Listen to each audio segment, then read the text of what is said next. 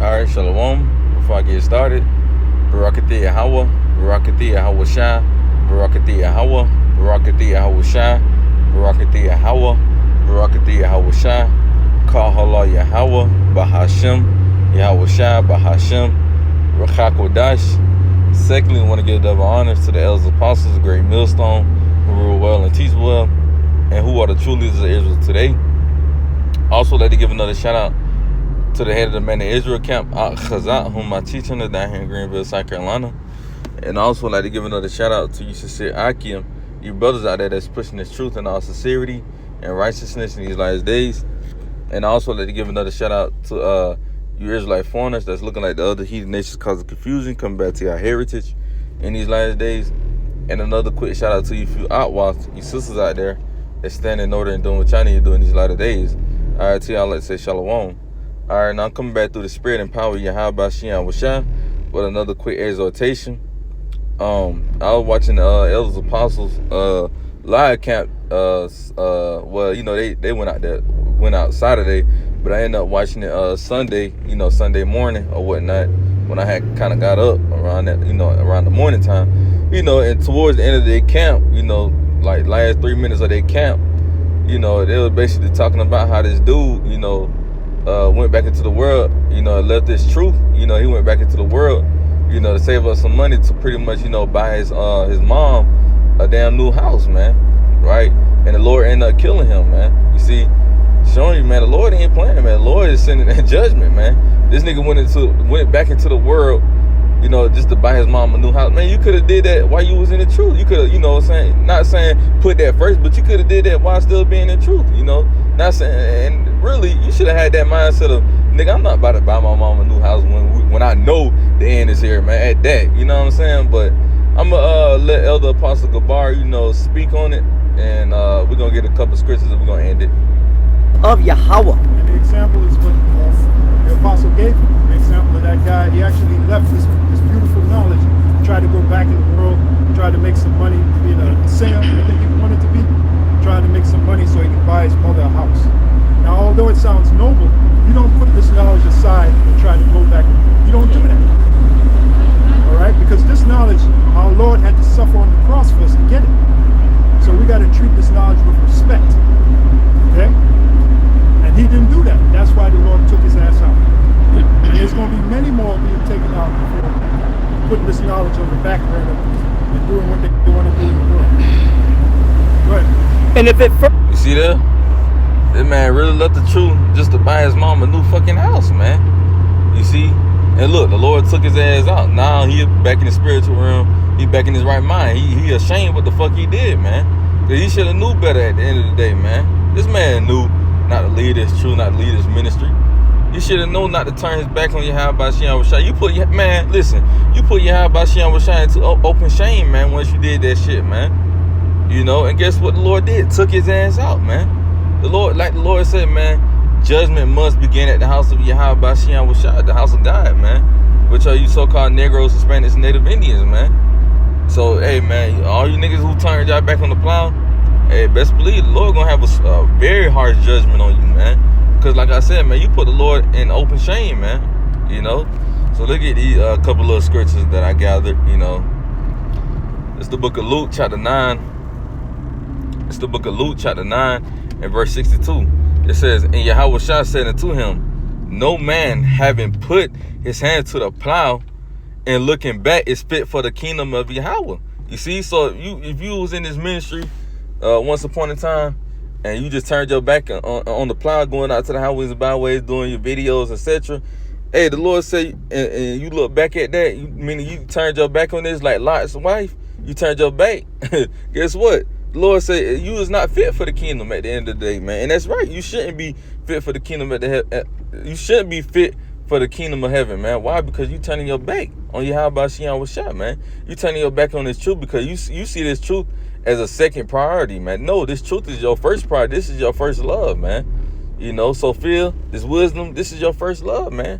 Doing the works of Yahweh Shian Washai, man. Hey, that's what we was called to do, man. We was called to do the Father's will, man.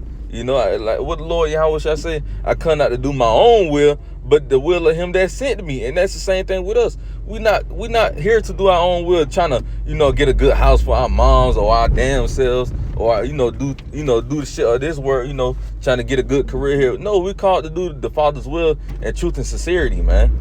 You know, and that's why the Lord sent that nigga back to the spiritual world, man, the spiritual realm, man. You know, because he didn't want to do the will of Yahweh Shah, man. He had other things. He had other things, other top priorities, you know, which, you know, they weren't top priorities of, you know, Yahweh Shah. But his top priorities was trying to get his damn mama a damn new house. And like I said earlier, man, why you even, not saying there's nothing wrong with trying to get your mama a new house, but why even try to get your mama a new house when you know the times we coming into, man? You really wasting your damn time and your fucking money. You could have sent that money, you know, to, first and foremost, like, for example, you could have gave that money to a brother who was actually in need, you know, and guess what? The Lord could have probably, you know, blessed your mom with a new home because you helped the brother out first and foremost, man, you know. So the Lord said, and Yahweh Shah said to him, no man having put his hand to the plow and looking back is fit for the kingdom of Yahweh, man. And that's right, you not fit for, you know, Yahweh Shah kingdom to come, man, you know. It's the book of Luke. It's the book of Luke, chapter 12, and verse 47. It says, Luke chapter 12, verse 47. It says, and that servant which knew his Lord's will and prepared not himself, neither did according to his will, should be beaten with many stripes. And that's right, that's what happened to that nigga, man. He was beaten by many stripes by the Lord, you know, putting his ass to death. I don't know how, you know, the Lord put him to death. I know they just say the Lord just put him to death, you know, whatnot. But hey, man, he knew Yahweh Shah will once upon a time, man. And guess what he did? He left it. So that's why the Lord said he got to be beaten with many stripes, because you knew what was up before you even came into the truth. Hey, man, niggas don't understand that. You know, niggas don't understand they made a vow, you know, to the Lord once they came into this truth. All that Yahweh Shah say do, hey, we agreed to that, man. And once you make that vow, you cannot break it, man. And that's what that nigga did. He broke the vow. He went back into the world. That's part of that vow, not going back into the world. You see? I don't know when this situation happened. They didn't, at least I don't know. I didn't hear them say a specific date, a year this happened. But, you know, it got to be pretty recent, because this is my first time actually hearing this from the elders. So it got to be, you know, a little recent, you know, probably a year or, you know, a couple months, you know, because like I said, I didn't hear them say that, you know, since I've been in truth. You know, this is my first time hearing them say, you know, about that situation. But, you know, he wasn't considering the times we were in, man. We in a time of judgment, man. You know, and guess what? He was beaten with many stripes. Verse 48. It says, but he that knew not and did commit things worthy of stripes should be beaten with few stripes. For unto whomsoever much is given, of him should be much required.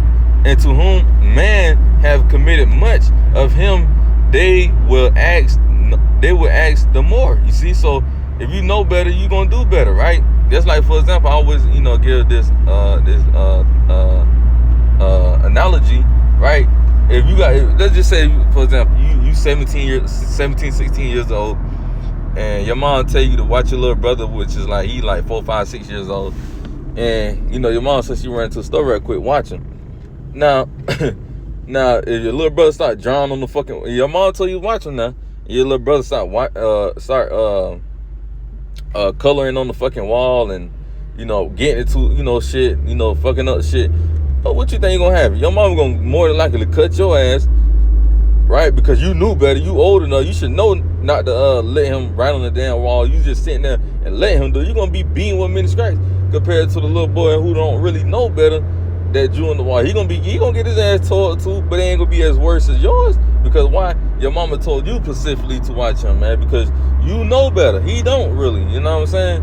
She got to teach him to know better, man. And that's something these 2/3 ain't doing. We trying to teach them to do better, but they don't fully know. They not physically in the truth.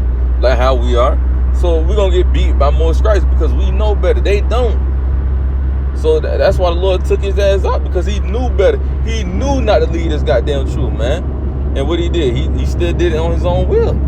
You know, he still took it upon his own will to do what he did, man. And the Lord took his ass out, man. Lord, like I said, man, the Lord is not playing, man. That's something you niggas got to understand. The Lord is not playing. The Lord is bringing swift judgment upon you niggas, man. You know, he tired of all the bullshit, man. You know. And we'll end it with this right here. This is the book of Matthew, chapter 10.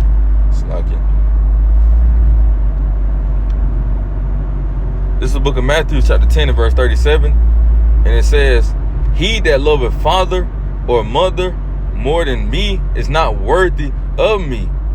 And he that loveth son or daughter more than me is not worthy of me. You see that the Lord said, if you love your mother, your father, you know, or, you know, your kids more than him, he said, you is not worthy of me. You're not worthy of being a disciple of Yahweh Shai. Because you putting, you know, people, you pretty much worshiping the creature more than the creator. You know, so you putting, you know, niggas that's, you know, that can't help you. I mean, they can, but Yahweh and Yahweh Shai going to be the main ones that help you, man. You know, and you putting them before him. You got to put Yahweh Shai before anything, man. You know, before your kids, your woman, right? Your spouse, your mom, your dad, even the brothers, you know. But at the end of the day, the brothers going to come next. There's going to be Yahweh Shai, and the brothers, man. You got to put them first before you can put your family first, man. That's the order, you know. Verse 38 says, and he that taketh not his cross and followeth after me is not worthy of me. And that's right. This nigga, he stopped carrying the cross, man. He stopped carrying the burdens of Yahweh Shai and went into the world. So that's why the Lord said, and he's not worthy of me. You're not worthy of serving Yahweh Shai if you start carrying your cross, man. You see? So guess what? The Lord gonna take your ass out because you see that you is not worthy of being his disciple, of being a part of his ministry, man. You know? So, hey, man, that's pretty much all I had. Yahweh Ratazah, this video was edifying. This quick little video was edifying. I'm going to close it out with giving all praise and glory to Yahweh, Bahashim, Yahweh Shai, Bahashim, Rechakodash. Shalom till next time. Shalom.